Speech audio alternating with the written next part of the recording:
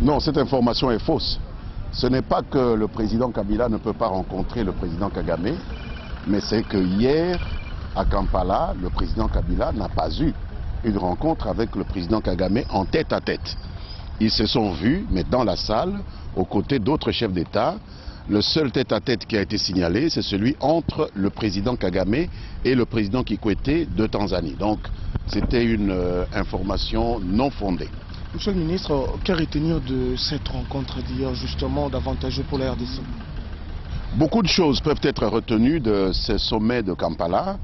La première, c'est que les obus qui ont endeuillé nos populations à Goma et même une famille au Rwanda ont été condamnés fermement par la communauté des États de Grand Lac qui ont demandé une enquête formelle au mécanisme élargi de vérification mis en place par toutes les armées des 11 pays de la CIRGL.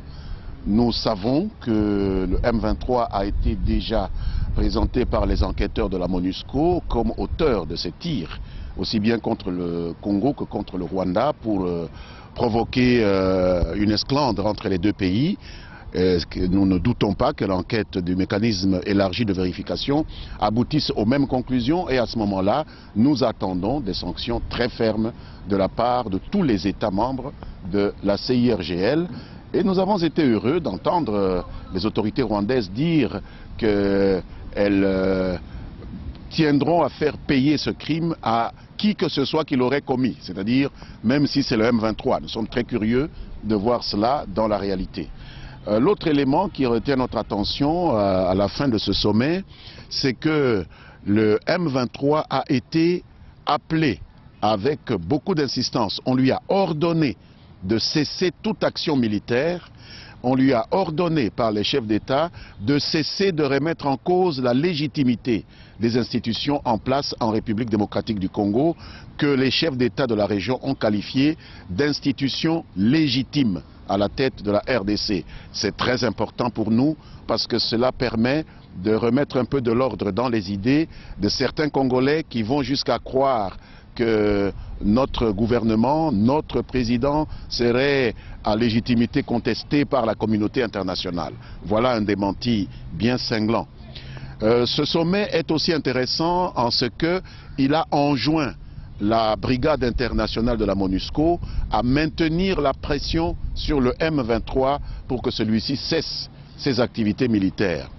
Le sommet a aussi demandé au gouvernement et au M23 de reprendre et de parachever les contacts qui ont eu lieu à Kampala et qui ont été suspendus il y a quelques semaines. Et nous sommes très heureux de la date limite qui a été donnée. On commence dans 3 jours, mais on les termine dans 14 jours. Ça met fin à ces manœuvres dilatoires incessantes auxquelles nous avons été soumis de par la volonté du M23 et de ses maîtres. C'est quelque chose de précis, de concis. 14 jours pour terminer, nous n'avons aucun problème avec cela. Monsieur le ministre, cela veut dire que le M23 aura droit aux concertations qui vont bientôt démarrer.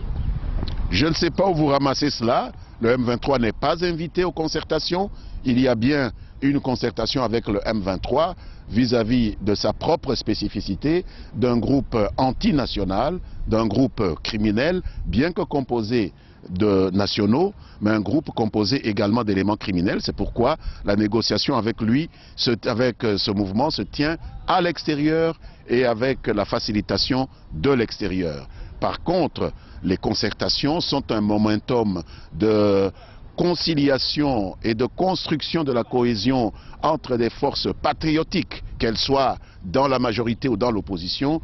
Tous ceux qui sont invités ici partagent la conviction que ce pays appartient aux Congolais, qu'on ne peut pas le brader à des étrangers, qu'il y a une menace de l'étranger contre leur pays et que face à cette menace, il faut taire les divergences de toute nature pour se consolider face à l'ennemi commun. Voilà la différence. Le M23 n'est pas invité aux concertations et ne sera pas aux concertations nationales.